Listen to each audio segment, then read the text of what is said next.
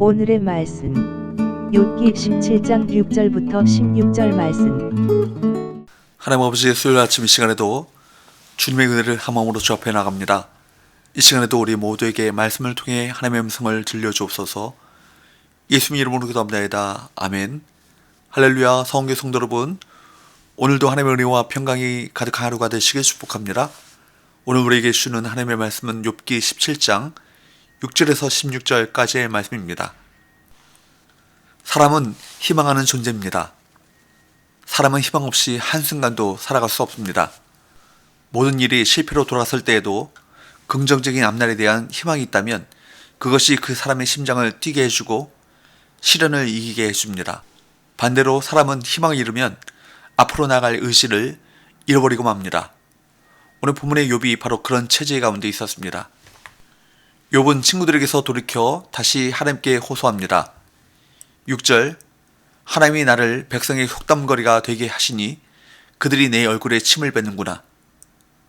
한때 번성하여 사람들의 존경을 받던 욥이 갑작스럽게 몰락하자 사람들의 이야기거리가 되기에 충분했습니다. 그렇게 경건한 척하더니 죄를 지어 하나님께 저주를 받았다고 쑥덕거리며 이웃들은 욥을 위선자라고 멸시했을 것입니다. 우리가 고난을 당할 때 힘든 이유는 다른 사람들이 나에 대해 함부로 평가하기 때문입니다. 사람들로부터 좋지 않은 평가를 받는다는 것은 너무도 고통스럽고 두려운 일입니다. 하지만 욥은 오히려 자신을 평가하는 사람들을 조롱하고 있습니다.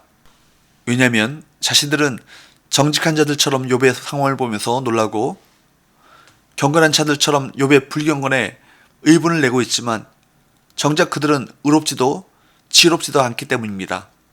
특별히 친구라는 이름으로 욥을 조롱하는 이들에게 욥은 그들이 결코 지혜자가 아니라 라고 말합니다.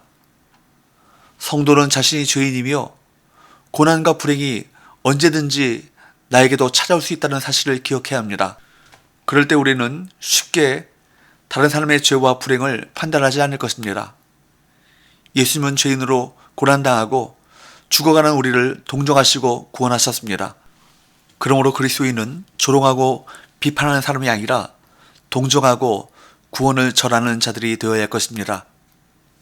고난 자체도 힘들고 어렵지만 주변 사람들의 욥을 향한 이러한 반응이 욥을 더 힘들게 했습니다. 이런 상황으로 욥은 더 절망에 빠졌죠. 환경에 집중하면 희망을 놓치게 됩니다. 눈을 들어 인생의 폭풍을 다스리시는 하나님을 바라보시는 저와 여러분 되시기를 축복합니다. 7절, 8절, 내 눈은 근심 때문에 어두워지고 나의 온 지체는 그림자 같구나. 정직한 자는 이로 말미암아 놀라고 죄 없는 자는 경건하지 못한 자 때문에 분을 내나니.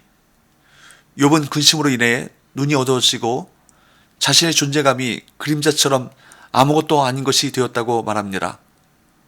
이런 일로 정직한 자가 놀라고 죄 없는 자가 경건하지 못한 자 때문에 분을 낸다고 말합니다. 여기서 욥은 친구들에게 굴복하지 않고 아주 잠시지만 기운을 회복합니다.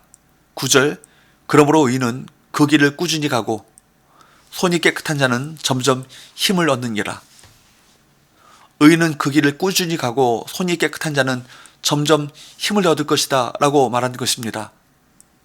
욥은 비록 자신에게 닥친 고난 때문에 하나님을 원망하지만 하나님을 경외하면서 신앙의 길을 갈 것을 다짐합니다. 고난의 광풍에서 하나님의 손길을 붙드는 것이 유일한 희망인 것입니다. 욥은 무익한 조언을 하는 친구들을 계속 비난합니다. 10절, 너희는 모두 다시 올지니라. 내가 너희 중에서 지혜자를 찾을 수 없느니라. 욥의 친구들은 스스로 지혜자인 척하지만 욥의 관점에서 그들은 실제 삶의 현장에서 일어나는 일들에 대해 제대로 설명도 해명도 하지 못하는 어리석은 자들일 뿐입니다. 그러나 자신의 호소에도 하나님께서 응답하지 않고 자신의 처지가 조금도 달라지지 않자 뭐라고 말합니까? 11절, 나의 날이 지나갔고 내 계획, 내 마음의 소원이 다 끊어졌구나. 욥은 인생의 계획과 마음의 소원이 다 끊어졌다고 말합니다. 이제 욥은 더 이상 희망을 둘 데가 없습니다. 친구들에게도 하나님께도 희망을 찾을 수 없습니다. 시간은 점점 흘러가기에 육체는 힘을 잃어가고 있으며 하나님을 만나고자 하는 간절한 소망조차 점점 희미해져 가고 있습니다. 욥이 느끼기에는 이제 욥을 기다리고 있는 유일한 것은 죽음뿐인 것입니다. 그러나 여러분, 사람이 보기에 그렇더라도 하나님이 보시기에는 그렇지 않습니다. 어떤 절망의 순간에도 삶을 포기하는 것은 우리를 향한 하나님의 계획을 부정하는 것입니다. 하나님께서 포기하시지 않는 한 우리에게는 희망이 있습니다. 욥의 친구들은 어둠을 마주한 상태에서 빛이 가까웠다라고 예언하므로 욥이 회개하기만 하면 모든 것이 형통해질 것이라고 장담했습니다. 욥은 무지한 자신에게 분별력 없이 말한 친구들의 어리석음을 지적하고 있습니다. 12절, 그들은 밤으로 낮을 삼고 빛 앞에서 어둠이 가깝다 하는구나. 친구들은 만약 자신이 어리석음을 인정하고 죄를 뉘우치며 하나님께로 돌이킨다면 어두운 밤이 낮처럼 환해질 것이고 빛이 어둠보다 더 가까워질 것이라고 욥에게 말했습니다. 그들은 근거 없는 말들로 욥을 현혹했던 것이죠. 하지만 욥은 이러한 일들은 현실에서 일어나지 않을 것이라고 생각합니다. 욥이 지지도 않는 죄에 대해 물으시는 하나님께서 그가 회개하고 하나님께 돌이킨다고 해서 고난을 모두 없애주시고 욥의 날들을 대낮처럼 밝혀주신다는 것은 모순이기 때문입니다. 13절 14절, 내가 수월이 내 집이 되기를 희망하여 내 침상을 흑암에 펴놓음에 무덤에게 너는 내 아버지라 구더기에게 너는 내 어머니 내 자매라 할지라도. 욥은 이제 죽음의 어둠이 그의 집이 되기를 희망하여 자신은 곧 흑암에 침상을 만들 것이라 믿고 있으며 아내를 제외한 모든 가족을 잃어버렸던 자신에게 가장 가까운 친척은 무덤과 구더기라고 말합니다. 이런 절망 속에서 욥은 뭐라고 탄식합니까? 15절 16절, 나의 희망이 어디 있으며 나의 희망을 누가 보겠느냐. 우리가 흙 속에서 쉴 때에는 희망이 소홀의 문으로 내려갈 뿐이니라. 자신과 함께 희망이 죽어 매장될 것이라고 말합니다. 현실의 죽음만을 생각한다면 우리에게 무슨 희망이 있겠습니까? 인간 가운데 죽음으로부터 자유로운 자는 아무도 없습니다. 그런 의미에서 볼 때 모든 인간은 소망이란 없습니다. 모든 인생은 영원한 심판과 멸망의 길로 내려가는 절망의 인생을 살 뿐입니다. 그런데 하나님께서는 나의 희망이 어디 있느냐 라고 탄식하는 우리 인생들에게 나타나셔서 희망의 빛을 비추어 주셨습니다. 특별히 그 희망의 빛은 예수 그리스도를 통하여 도래하였습니다. 곧 하나님께서는 당신의 독생자 예수 그리스도를 세상에 보내시어 인간들의 죄짐을 짊어지게 하심으로 그를 믿는 자마다 새 생명을 얻고 구원에 이르게 하신 것입니다. 요한복음 1장 4절은 이렇게 말씀합니다. 요한복음 1장 4절, 그 안에 예수 그리스도 안에 생명이 있었으니 이 생명은 사람들의 빛이라. 그렇습니다, 여러분.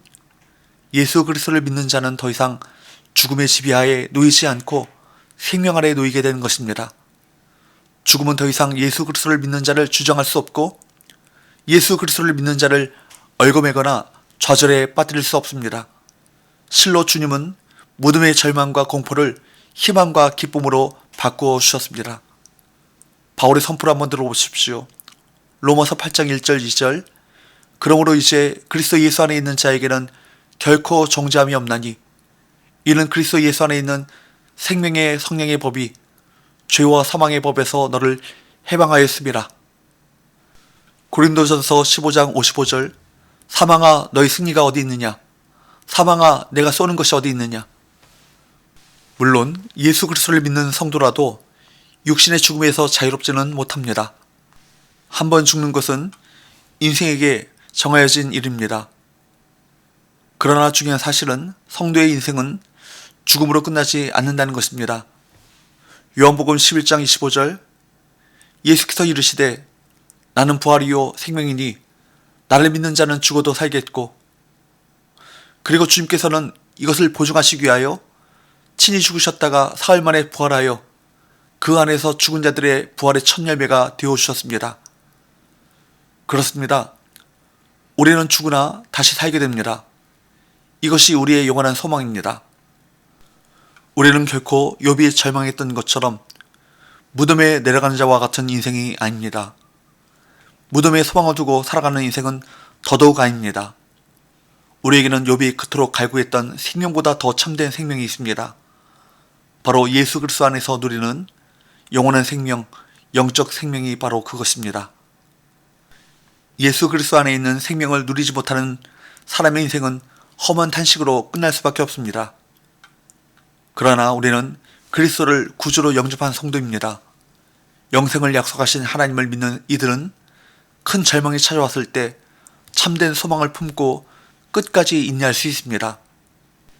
절망 속의 유일한 희망은 사망에 쏘는 것을 이기신 부활의 주 예수 그리스도의 심을 기억하며 그분의 능력과 승리를 힘입어 어떤 어려움에도 좌절하지 않고 희망 가운데 인내하며 믿음으로 승리하시기를 주임으로 축복합니다. 기도합시다. 하나님 아버지, 절망의 한복판에서도 부활하신 예수 그리스도 안에서 소망을 발견하게 하시고 이 고난 또한 하나님의 선하신 계획 속에서 자리 잡고 있는 것임을 신뢰하며 꿋꿋이 고난을 믿음으로 이겨나가게 하여 주옵소서. 예수님의 이름으로 기도합나이다. 아멘.